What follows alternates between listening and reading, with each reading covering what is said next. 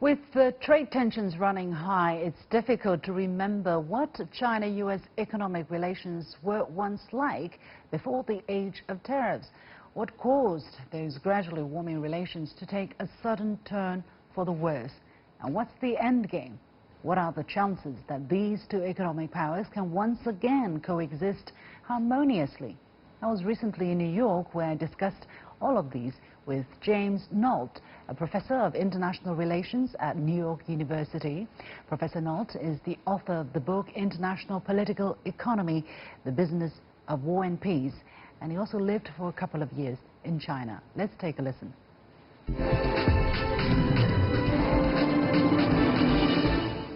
Professor Nolt, thank you very much for accepting our interview. My pleasure. How do you look at what we are seeing now, the relationship between China and the United States? Have you ever imagined that bilateral ties would come to such a state? No, actually I haven't. I think this is rather extraordinary in my long period of looking at U.S.-China relations. We expected a kind of gradual warming of relations, which we saw over a period of decades since the first opening of relationship, first with Nixon's visit, of course, and then with the formalizing relations in 1979. So there's been a gradual improvement and a sense of optimism about the bilateral relationship that is now, of course, being reversed, and I think in some ways that are permanent, that will result in real damage to the relationship. Exactly what happened? I mean, some people talk about things starting to change over the past 2 years. Is it because President Trump came into power, or is it because things have been accumulating and eventually erupting under President Trump's term? What was it?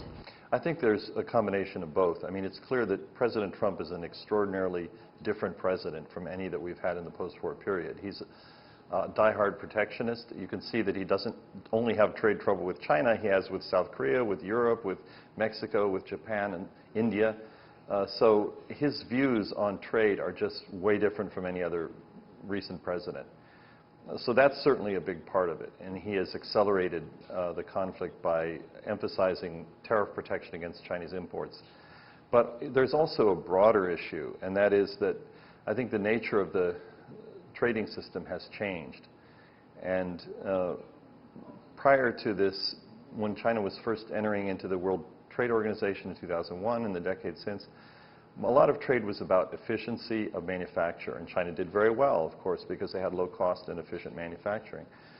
But more recently, we've seen the growth of the internet-related business and telecom. So big companies like Google, Facebook, Amazon, and the telephone companies that put their apps on the front of the telephone. These companies have become huge, powerful forces in the world, and as you know, the one place in the world where they don't have dominance is in China. And that has caused the kind of conflict in the telecom internet area, in the high-tech area, that is part of the root of the longer-term decline in U.S.-China relations. So what are we seeing now? You're saying we're not just seeing a trade friction, we're seeing something much deeper than that. You were talking about a technology competition, to say the least.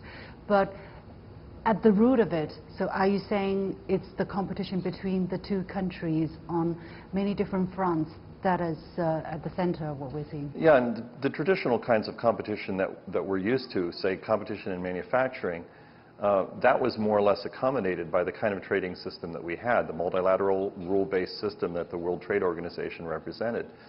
But the rules of that system now are themselves coming under attack by the United States itself, especially by Trump, but by others as well, because they emphasized low-cost and efficient manufacturing. And now the big issue is intellectual property rights, which is a kind of euphemism for monopoly power.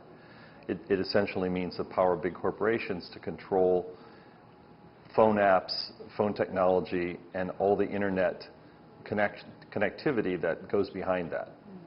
So what does that mean? Because China is also kind of moving to the other side of the table in terms of protecting intellectual property, although it has been all the time criticized by the United States.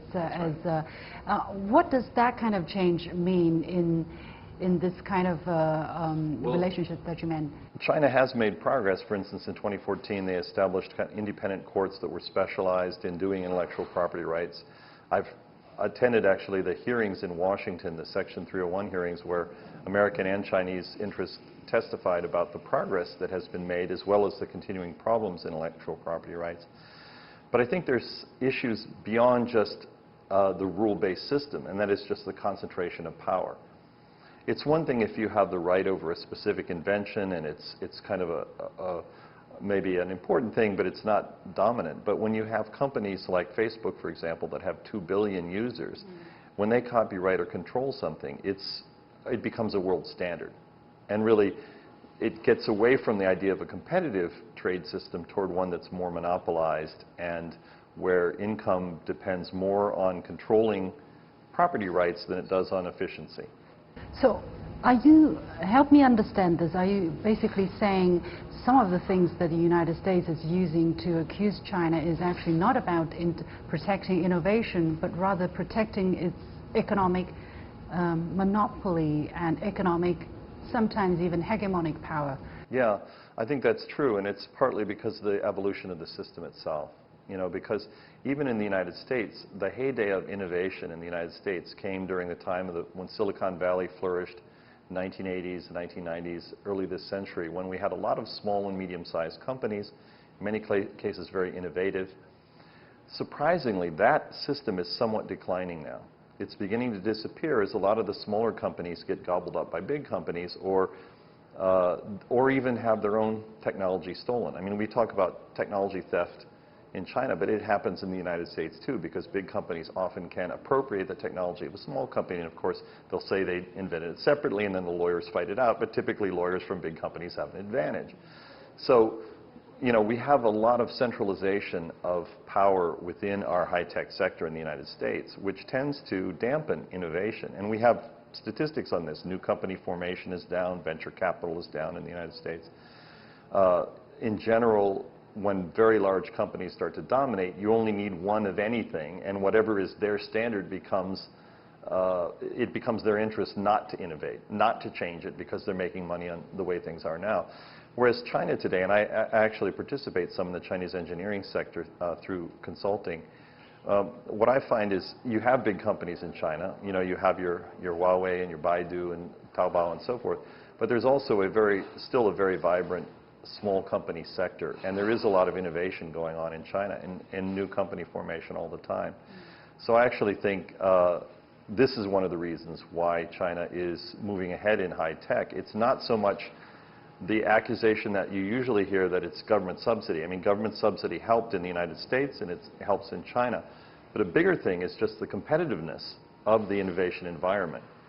If you have a very competitive innovation environment, innovation happens faster and it's implemented quicker, because you know you have to bring to market right away in order to profit from whatever innovation you do.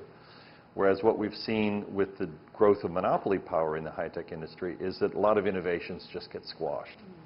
So, is there a possibility that the United States is actually finding a scapegoat for the problems that its own economy has run into, instead of trying to change or reinvent the system for innovation, for instance, is decided to say, look, we are losing money because Chinese companies have been stealing our technology? I mean, correct me if I'm wrong. I think there's an element to that. Of course, there are real problems. I'm not saying that technology theft doesn't occur. It does occur. But it's a much more widespread problem than just a problem that's confined to China, for example. What I think would need to be done is that we need to have new global agreements. We need a rule-based system that accommodates this new world situation. You know, the fact that we have internet-dependent business, which is all new. You know, the trading system, the way it's been designed, the rules, the way they've been designed, have not really been designed to fit this type of internet-driven economy. And, you know, internet dominates now advertising, it dominates communications, it dominates business research because so much data comes through, you know, the clicks that people make, commerce even. So much of the global business now runs through this system that we really don't have global rules. And that's part of why there are disputes, and there will be disputes. I mean, China and the United States won't necessarily agree very easily on the same set of rules. But I think it's something we have to talk about. Right now, we don't have a common set of rules, and I would personally like to see movement in that direction. Because I think until we have that, we're going to have endless disputes because the big companies themselves have their own vested interest in what kind of rules they want to see, and they're not necessarily the same as the public interest.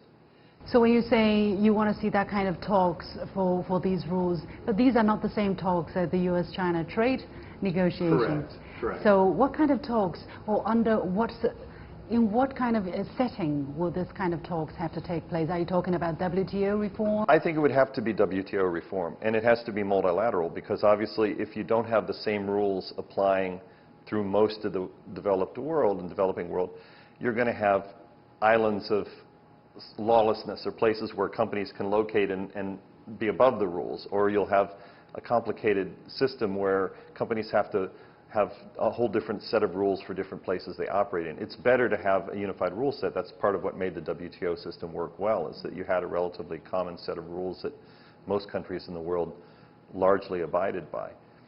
So that's going to be a difficult step to get to, because there are a lot of disagreements on what the rules should be, but I think that's the direction forward. How long do you think this period of tension will last? Some people are talking about a prolonged, a protracted war period in China's rise to being a rich and strong country. How long do you foresee? Well, I do think that the present phase of it will only last as long as Trump is in office, because I think this idea of just ever-rising tariffs as a goal in themselves, and I really do think they're a goal in themselves for him, because he wants to rebalance trade. He doesn't believe in the idea that trade can be unbalanced between countries, which has historically been the case. So if he continues in office, I think it'll continue in the present form. I really don't see a negotiated solution, because the kinds of things he's asking for are probably far beyond what Chinese government either would or could agree to. But even after Trump, I think the telecom internet issues will remain. And the fact that China is the one place in the world that American telecom does not have dominant power. And of course, China now has its own companies that are coming up very fast in the new 5G technology and so forth, where China might actually have the lead in some areas. And having had phone service in both China and the United States, I know Chinese phone service is much cheaper and probably better quality.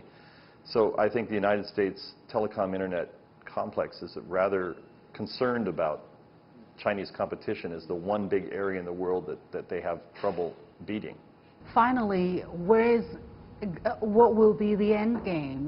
Till when will China and the United States have to coexist in harmony, if at all? Well, let's not forget that there are a lot of common interests too. I mean, despite the fact that I mentioned there's an increasing tension partly driven by the companies I've mentioned, there's also a lot of American companies and a lot of American institutions that have good relations with China, that are investing profitably, that are trading profitably.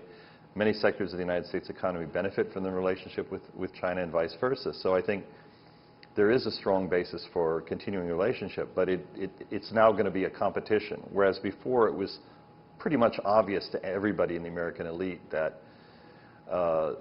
better relations with China were a good thing, and things were on the right track. Now I think there's going to be much more of a debate going forward. That doesn't mean that everybody is going to say, well, China's hopeless and the relationship will break off entirely, but I think there will be some stepping back from the kind of automatic assumption that U.S.-China relations are on a smooth path. Which is natural, I guess, which is something... Probably. All right, so. Thank you.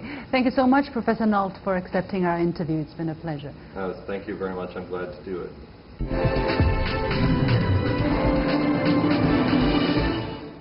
And with that, we come to the end of this edition of The Point with me, Liu Xin. As always, you can follow me on Facebook and Twitter using the handle The Point with LX. Download the application called CGTN to watch the show on your mobile devices, or go to YouTube and look for CGTN The Point. Thanks for watching. You've got The Point.